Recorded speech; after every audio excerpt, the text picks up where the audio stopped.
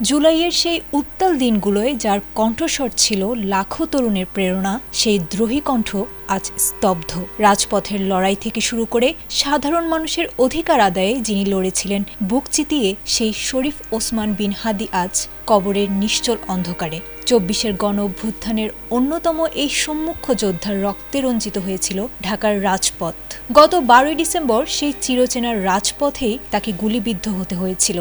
আর দীর্ঘ লড়াই শেষে ১৮ই ডিসেম্বর শেষ নিঃশ্বাস ত্যাগ করেছিলেন এই জননেতা। কিন্তু আজ প্রশ্ন উঠেছে, হাদির সেই আত্মদান কি তবে কেবলই ইতিহাসের পাতায় বন্দী হয়ে থাকবে?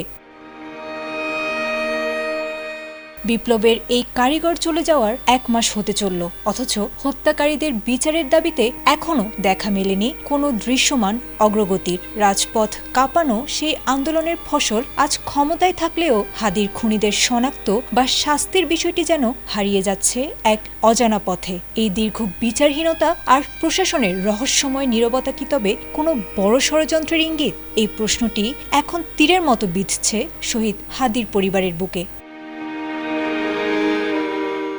সেই বিষাদ আর হাহাকার থেকে বুধবার এক দুঃখ ভারাক্রান্ত মন নিয়ে ফেসবুকে হাজির হয়েছিলেন তার স্ত্রী রাবিয়া ইসলাম শম্পা। তার একটি প্রশ্নই নাড়িয়ে দিয়েছে পুরো জাতির বিবেককে। ওসমান হাদির হত্যার বিচার কি আদৌ হবে? স্বামী হারানোর শোকের চেয়েও তার কাছে বড় হয়ে উঠেছে বিচার না পাওয়ার শঙ্কা।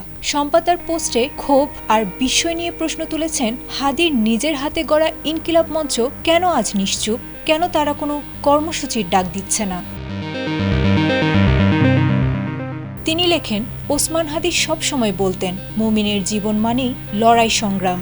হাদি নেই, কিন্তু তার সেই লড়াইয়ের মন্ত্রই এখন বাঁচিয়ে রেখেছে বিচারের দাবিকে। বিচার আদায়ে এই দীর্ঘসূত্রিতা নিয়ে প্রশ্ন তুলে শম্পা স্পষ্ট জানিয়ে দিয়েছেন, বিচার হতেই হবে যে কোনো মূল্যে, নতুবা এদেশে আর কোনো বিপ্লবী বীর জন্ম নেবে না।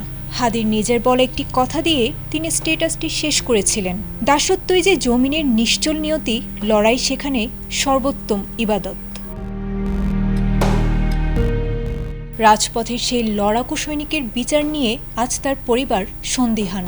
বিপ্লবীর রক্ত কি তবে বৃথা যাবে, নাকি রাজপথ আবার উত্তাল হবে হাদি হত্যার বিচারের দাবিতে? সেই প্রশ্নই এখন সচেতন মহলে। Report, ATN Bangla.